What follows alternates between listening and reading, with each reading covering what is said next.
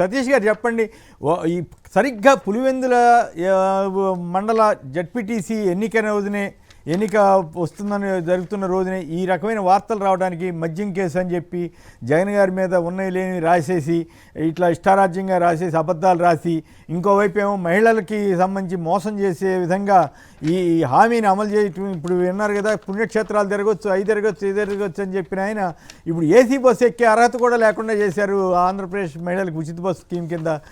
ఇవన్నీ కూడా డైవర్షన్ పాలిటిక్సే అనుకోవాలా? ఇంకో వైపునేమో మీరు చెప్తున్నట్టుగా పులివెందులో అరాచకాలు. సో ఈ మూడింటిని ఎట్లా చూస్తారు మీరు? ఈరోజు శ్రీనివాస్ గారు, పులివెందుల్లో జరుగుతున్నటువంటి ఈ యొక్క దుస్థితిని ఈ రాష్ట్ర ప్రజల అందరి దృష్టి కూడా తీసుకొని పోవాలా. మొట్టమొదటిసారి ఈరోజు ప్రెస్ వాళ్ళు కూడా అక్కడ పోయి ఫిల్మింగ్ చేయలేనటువంటి దౌర్భాగ్యం ఈరోజు ఉంది. అనేక మంది నా దగ్గరికి టీవీ ఛానల్స్ వాళ్ళు ఇప్పుడు వచ్చారు. మేము పోయి ఆ గ్రామాల్లో మేము వీడియో తీస్తామని చెప్పి అడిగి పోతూ ఉంటే మమ్మల్ని తరిమి కొట్టేస్తూ ఉంటారు. మాకు భద్రత లేకుండా మేము వెనక్కి వచ్చామనేటువంటి పరిస్థితి చెప్తా ఉన్నారు. ఈరోజు ఉండేటువంటి అత్యంత serious, it is not the question, this is not the time to discuss about any other thing, this is the time only to discuss about ఈరోజు జరుగుతున్నటువంటి ఈ అనాగరికత. ఈరోజు పులివెందుల్లో ఈ పోలింగ్ సందర్భంగా జరిగినటువంటి ఈ దౌర్జన్యాలు తప్ప, ఎందుకంటే మిగతా విషయాలు నేను మాట్లాడదలుచుకోలేదు. ఈ దేశానికి వెన్నెముక మన ప్రజాస్వామ్యం.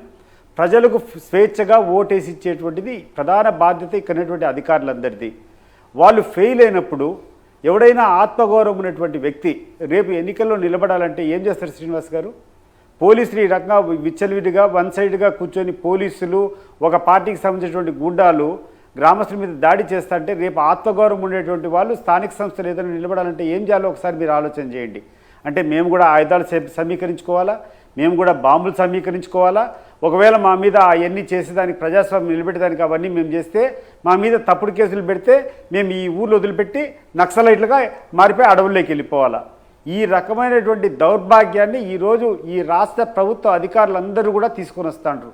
దీన్ని గమనించమని చెప్పి ఎంత దౌర్భాగ్యం అంటే, పరిస్థితి రావద్దని మనం కోరుకుందాంలేండి. ఎందుకంటే మీరు ఆవేదనలో కాదు మనం కోరేది కాదండి, మనం కోరేది కాదు. మీకు ఎద్దు నాకు తెలియదు, కానీ నాకైతే రక్తం ఉడికిపోతా ఉంది. ఏంది అసలు ఈ పరిస్థితులు? ఇంతకు ముందు ఎప్పుడో 20 సంవత్సరాల కిందట ఇవన్నీ పోయినాయి అనుకున్నాం. స్వేచ్ఛగా తిరుగుతున్నాం, ఎవడి పనులు వాళ్ళు చేసుకుంటున్నాం.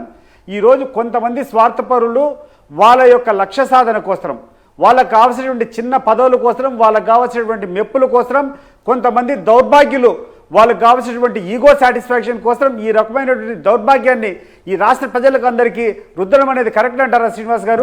నేను కూడా కరెక్ట్. ఈరోజు ఒక దుర్యోధనుడు ఆ లోకేష్ చేసేటువంటి దౌర్భాగ్యం వల్ల, చంద్రబాబు ఆ ధృతరాష్ట్రుడు కూర్చొని మౌనంగా వహించడం వల్ల దీని రిఫ్లెక్షన్ ఎక్కడికి పోతుంది? ఈ యొక్క అనాగరిక ఈ కారణము భవిష్యత్తులో ఈ రాష్ట్ర ప్రజల మీద ఎట్లుంటుంది? రేపు ఎక్కడైనా ఈ యొక్క లోకల్ బాడీ ఎలక్షన్స్ స్వేచ్ఛగా జరిగేదానికి అవకాశం ఉంటుందంటారా? దీనివల్ల ప్రజలకు మేలు జరుగుతుందంటారా? ఒకవేళ ఈ రకమైనటువంటి పద్ధతులు ఉంటే అసలు ఎలక్షన్స్ ఎందుకు పెట్టాలా? ఎలక్షన్స్ పెట్టినప్పుడు దాన్ని సవ్యంగా నిర్వహించలేనటువంటి అధికారులు, ఈ కలెక్టర్లు ఎందుకు, ఈ ఆర్డీఓలు ఎందుకు, ఈ ఎస్ఐలు ఎందుకు, ఎస్పీలు ఎందుకు, డిఐజీలు ఎందుకు? వాళ్ళే కూర్చొని వన్ సైడ్ ఇట్లా దౌర్భాగ్యాలు చేస్తూ ఉంటే, ఇట్లా దౌర్జన్యాలు చేస్తూ ఉంటే, సామాన్య ప్రజలు, ఆత్మగౌరవం ఉండేటువంటి వాళ్ళు, ఈ ప్రజాస్వామ్యం మీద విశ్వాసం ఉండే వాళ్ళు ఏం చేయాలో మీరు ఒకసారి ఆలోచన చేయండి. రేపు మేము కూడా ఆయుధాలు సమీకరించుకోవాలన్నా, మేము తుపాకులు తెప్పించుకోవాలన్నా, మేము బాంబులు తెప్పించుకోవాలన్నా, మేమైతే తెప్పించుకుంటే చట్ట వ్యతిరేకం అయిపోతుంది. అప్పుడు మా మీద పోలీసులు కేసులు పెడతారు. అంటే మేము ఊర్లో వదిలిపెట్టి అడవుల్లోకి పోయి నక్సలైట్గా మారాలనా? ఇంత దౌర్భాగ్యానికి ఈరోజు ఆఖరికి ప్రెస్ వాళ్ళను కూడా లోపలికి పోనీయకుండా, గ్రామస్తులు ఒక్కడు కూడా లేకుండా వేల సంఖ్యలో బయట వాళ్ళు వచ్చి స్వైర విహారం చేస్తుంటే దాన్ని ప్రేక్షక పాత్రగా చూసి దాన్ని ఎంకరేజ్ చేసేటువంటి ఈ జిల్లా యంత్రాంగం, ఈ రాష్ట్ర యంత్రాంగం అంతా సిగ్గుతో తలదించుకోవాలి శ్రీనివాస్ గారు.